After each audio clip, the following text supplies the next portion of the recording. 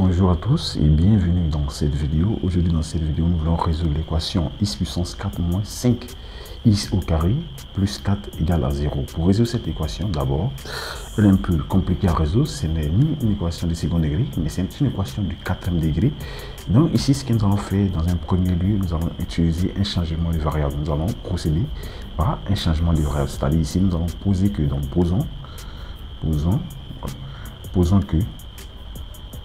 posons que grand is égale à petit is au carré. Ok, donc nous allons effectuer ce changement de variable.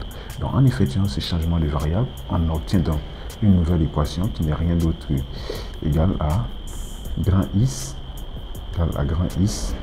au carré, moins 5 grand is plus 4 égale à 0. Donc voici la nouvelle équation qu'on obtient. Ici, qu'est-ce que nous allons faire ici? Ici, on peut soit utiliser la méthode du discriminant ou factoriser ce quadratique. Je préfère factoriser ce quadratique parce que là, ça me permet de gagner du temps. Parce qu'en utilisant le discriminant, je vais faire plusieurs étapes. Donc vous me suivez très bien parce que cette méthode va vous aider à résoudre facilement vos équations. Ici, qu'est-ce que je vais faire? Ce qui implique que, voilà, cette équation implique qu'à la ligne suivante ici, j'aurai donc toujours, que j'aurai grand is au carré, là, j'aurai grand is au carré, moins, il sait que 5 n'est rien d'autre que égal à moins 1, c'est-à-dire moins 1, moins 4, donc j'ai moins is, moins 4, grand is, plus 4. Ok, égale à 0. Donc voici ce que j'obtiens. Donc à la ligne suivante ici, cette équation va me donner quoi? Va me donner ici, je vais mettre grand is en facteur. Donc en mettant grand is en facteur, j'aurai grand is facteur de grand is moins 1, tout à fait. Je ferme ma parenthèse, moins. Ici, à partir de moins 4 is plus 4, je vais mettre moins 4 en facteur. Donc en mettant moins 4 en facteur, j'aurai moins 4 facteur de grand is, toujours, moins 1. Je fais ma parenthèse, le tout égal à 0. Ok. Donc, ce qui me permet ici, j'ai un facteur commun qui est tout à fait grand is moins 1. Donc, en mettant grand is moins 1 en facteur, j'aurai donc en parenthèse grand is moins 1. Je fais ma parenthèse, facteur de grand is moins 4. Je fais ma parenthèse égale à 0. Ok, donc voici ce que j'obtiens.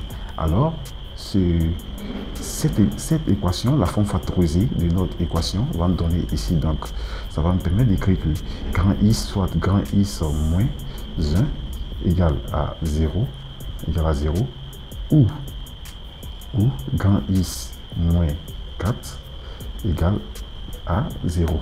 Ok, donc j'ai deux petites équations à résoudre, ce qui me permet à la ligne suivante ici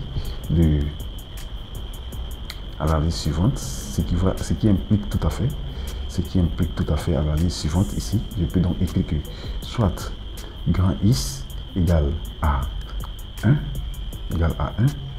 ou grand is égale à 4. Ok, donc voici les deux solutions de grand is que nous avons obtenu. Mais n'oubliez pas que nous avons posé que grand is égale à is au carré. Nous avons fait un changement des variables. Donc si nous prenons le premier cas, ici, je vais mettre un point, il est très essentiel que je mette un point pour spécifier. Nous prenons le premier cas, si nous avons grand is égale à 1, ceci égale donc à petit is au carré. Donc si petit is au carré égale à 1, cela nous permet de dire que cela implique que petit is soit petit is égale à 1, petit is égale à 1, ou petit is égale à moins 1. Ok, donc voici. Pour le premier cas, nous avons deux solutions, soit is égale à 1 ou is égale à moins 1. Pour le second cas, lorsque grand is égale à 4, donc ce qui est égal à petit is au carré, cela implique que implique que soit petit is égale à 2, tout à fait, c'est logique. C'est logique. Ou à la ligne suivante, nous pouvons mettre que petit is peut prendre aussi la valeur de moins 2. Ok. Donc, pour le deuxième cas, nous avons deux solutions aussi, soit is égale à 2 ou is égale à moins 2. Donc, nous pouvons finaliser en écrivant que l'ensemble des solutions, que je peux noter grand S égale à l'ensemble, je vais mettre le nombre négatif d'abord, du plus petit au plus grand. Nous avons donc moins 2, qui est le plus petit. Après moins 2, nous avons moins 1. Ensuite, après moins 1, nous avons le plus petit, ça sera 1.